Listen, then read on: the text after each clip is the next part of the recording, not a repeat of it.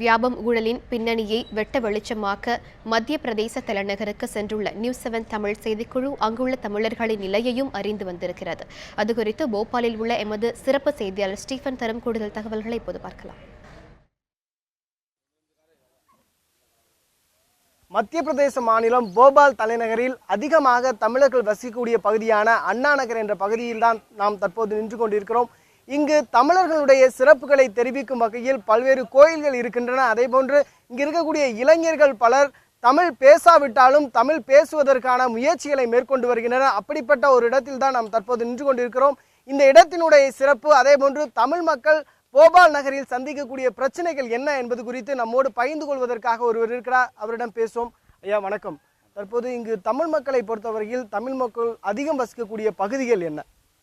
தமிழ் மக்கள் அதிகம் வசிக்கக்கூடிய பகுதி வந்து அண்ணா நகர், கோவிந்த்புரா, பர்கேடா, பிப்லானி, ரயில்வே ஸ்டேஷன் நிசாத்புரா, பன்சீல், இது போல் ஒரு 10 இடத்துக்கு மேலே தமிழ் மக்கள் ரொம்ப அதிகமாக வசிக்கிறாங்க.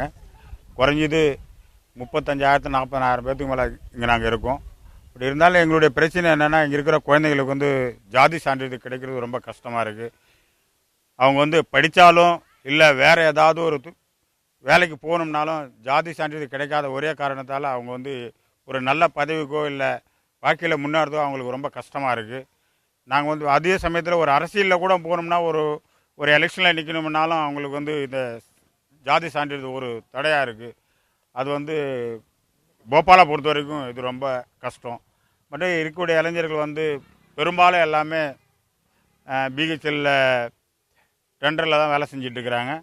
மற்றவங்க லேடிஸுங்க ரொம்ப கஷ்டத்தின் காரணத்தால் வீட்டு வேலைகளும் செய்ய போகிறாங்க. ஆனால் இங்கே வந்து குறைந்த 60 வருஷம் ஆகும் எங்களுக்கு வந்து எந்த உடைய பெனிஃபிட் கிடைக்கல கவர்மெண்ட்டு அது எதுவுமே கிடைக்காத ஒரு சூழ்நிலை ஏற்படுது. ஐயா, இது தொடர்பாக நீங்கள் மத்திய பிரதேச அரசிடமோ அல்லது தமிழகத்தில் இருக்கக்கூடிய அரசியல்வாதிகளிடமோ ஏதேனும் மனுக்கள் கொடுத்திருக்கிறீர்களா? மனுக்கள் நிறைய தடவை வந்து இங்கே தற்சமயம் இருக்கிற சிஎம் சீஃப் மினிஸ்டர் வந்து சிவராஜ் சிங் சௌஹான்கிட்ட கூட நாங்கள் 2-3 தடவை ஜாதி சான்றிதழை பற்றி மனு கொடுத்துருக்கோம். அவங்க வந்து அதை வாங்கிட்டு போனாங்களோ அதுக்கப்புறம் ஒன்றும் செய்ய கிடையாது. அதுக்கப்புறம் நாங்கள் வந்து இந்த தொகுதி எம்எல்ஏ வந்து விஸ்வாஸ் சாரங்கிட்ட கூட நேரடியாக கொண்டு போய் மனு கொடுத்தோம். அவங்களும் சொன்னாங்க, சார் நாங்கள் வந்து சட்டசபையில் பேசுகிறோம் அது செய்கிறோன்னு சொன்னாங்க.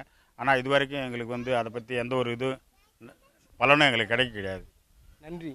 இங்கே இருக்கக்கூடிய தமிழ் மக்களை பொறுத்தவரையில் பல்வேறு விதமான பிரச்சனைகளை அவர்கள் சந்திக்கிறார்கள். குறிப்பாக ஜாதி சான்றிதழ் என்பது ஒரு மிகப்பெரிய பிரச்சனையாக இருக்கிறது.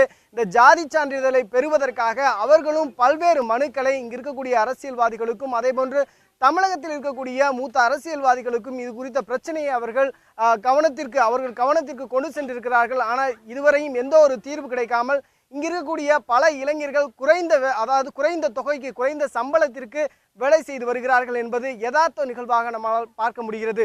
Stephen, news 7 Tamil, Bhopal.